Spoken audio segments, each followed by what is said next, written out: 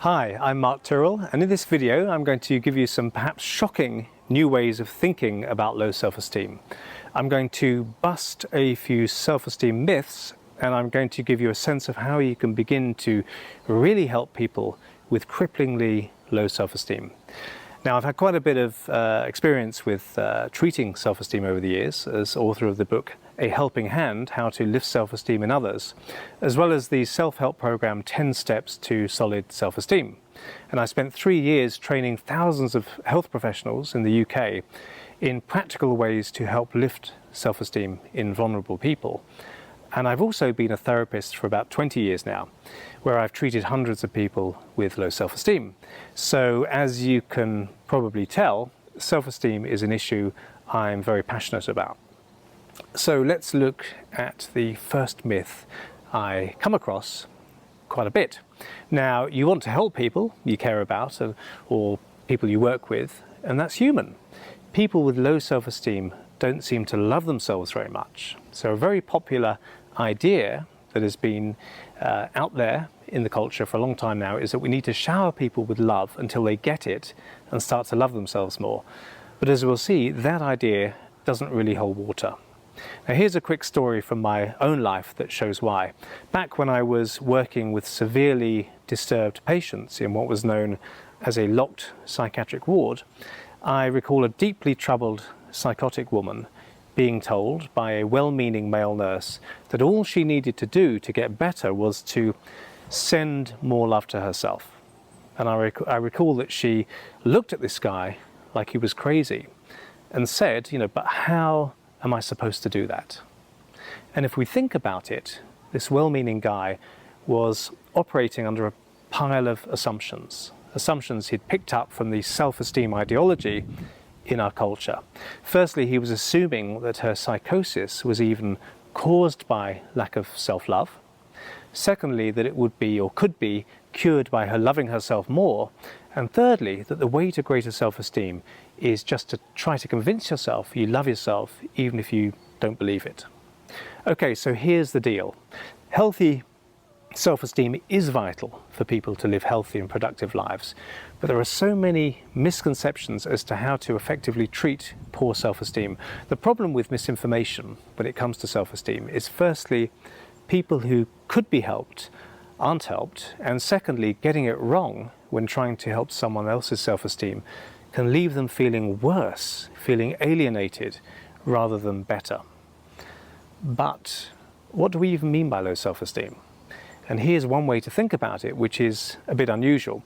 One way to see low self-esteem is as a damaging exaggeration.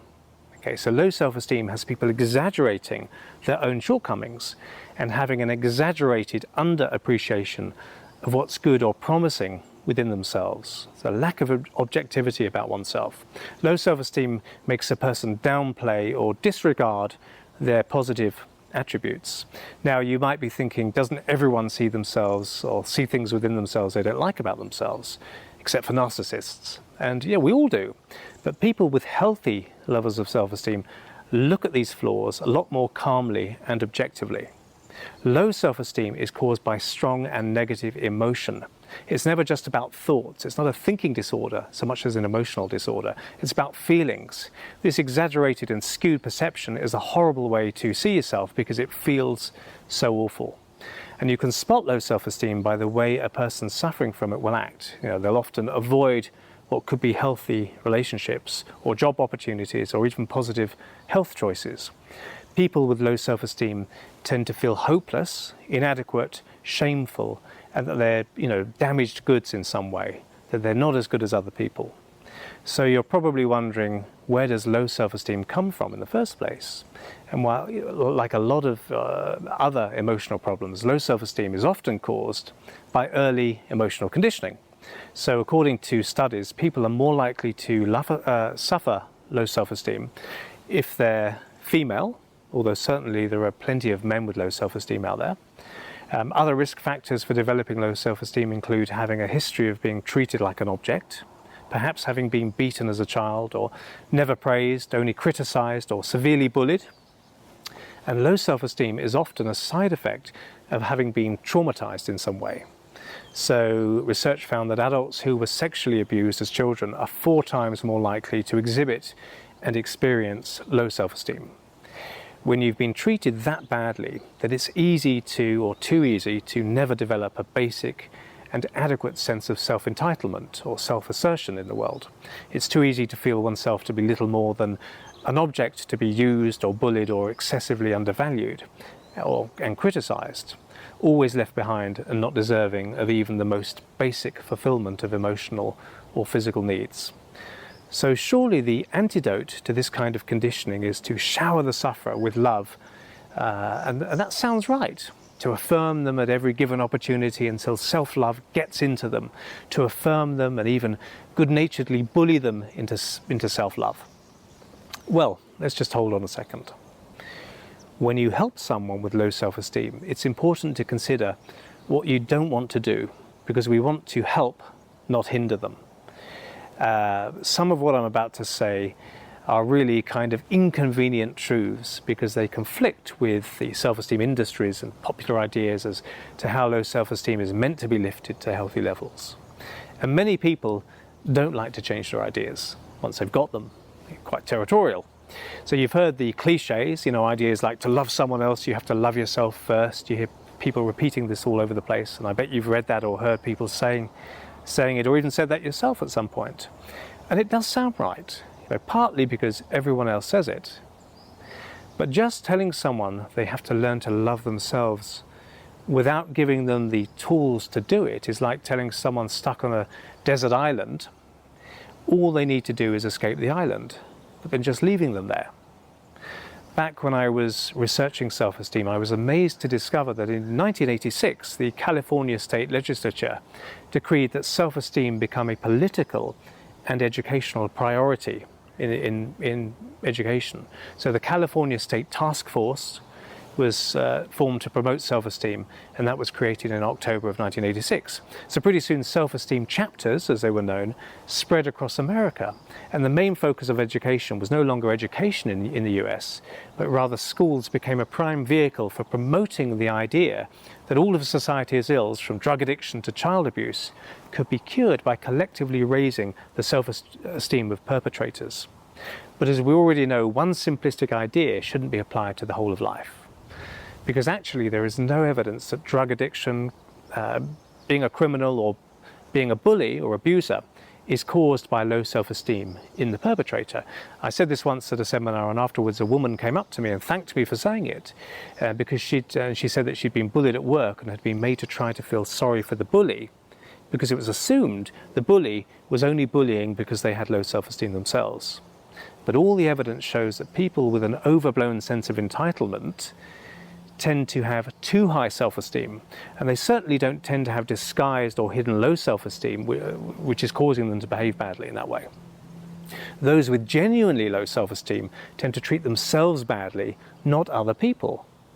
So the simplistic idea that everything bad in society comes down to low self-esteem, and then you can stop people robbing banks and mugging old ladies by directly lifting low self-esteem in them, rather than, say, teaching impulse control or providing other career options, has proved to be wrong. There's a very attractive and simplistic idea. So back in the late 80s and early 90s, children were encouraged in schools to clap one another just for being them, and positive self-affirmations were encouraged as part of education, and education took a backseat to self-esteem raising by rote, with the result that academic standards dropped, as putting pressure on kids to work hard was seen as a threat or a possible threat to their self-esteem.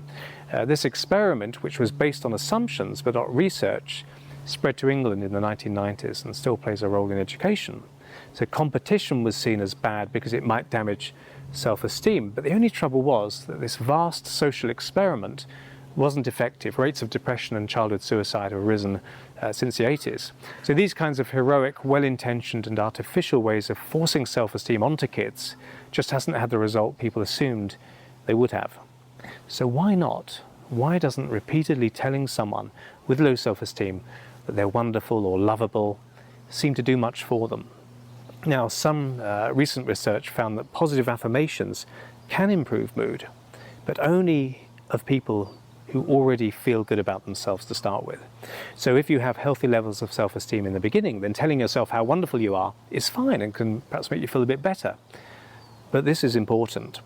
Positive affirmations worsen the mood of people with low self-esteem. So why doesn't this kind of well-meaning beating ourselves and others over the head with positive thinking tend to be effective when helping lift people's self-esteem? Positive thinking is a blunt instrument used repetitively to try to brainwash people to feel better about themselves is too superficial an approach. And the person with low self-esteem senses this. To put it bluntly, telling someone they're great or wonderful when they're constantly negative about themselves won't work. Imagine this for a moment. Imagine if you really detest yourself and someone comes along and tells you that you're really lovely and wonderful. This is a major clash of realities. When someone really clashes with your belief system, does that make you trust them more or less? To really help someone, we need to, at first at least, to some extent join with and respect their reality, not trample all over it, no matter how well-intentioned we are or how damaging their reality is to them.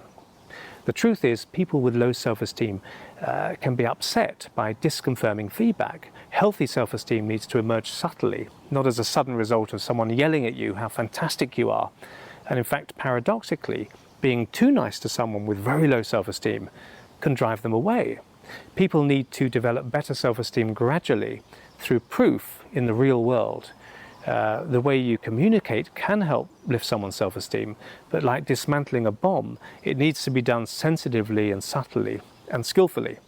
And we tend to distrust people who we feel are lying to us, even if they're lying with the best of intentions, okay, or that we feel that they're lying.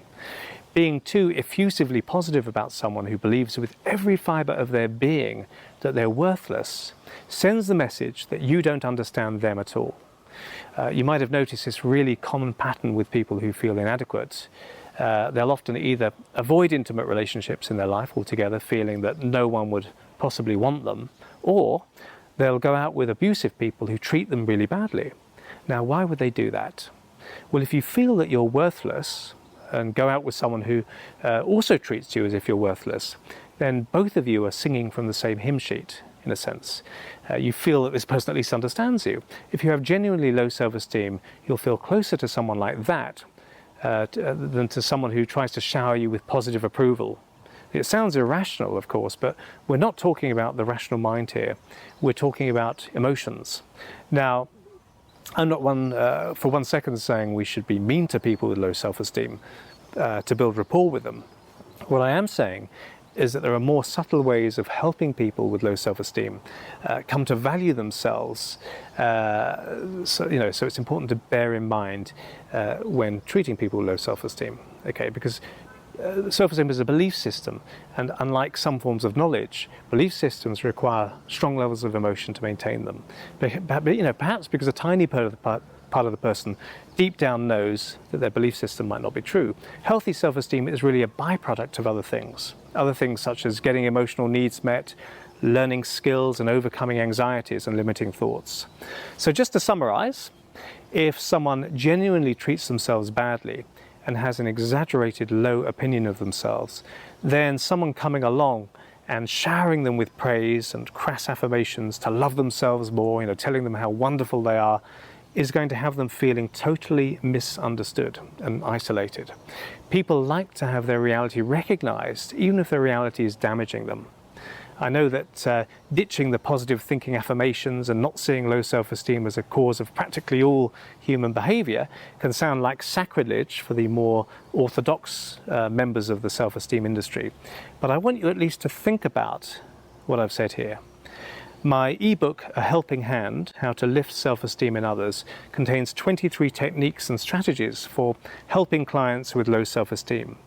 It'll give you effective and practical ways to help lift a person's self-esteem without jarring with their reality or breaking rapport with them.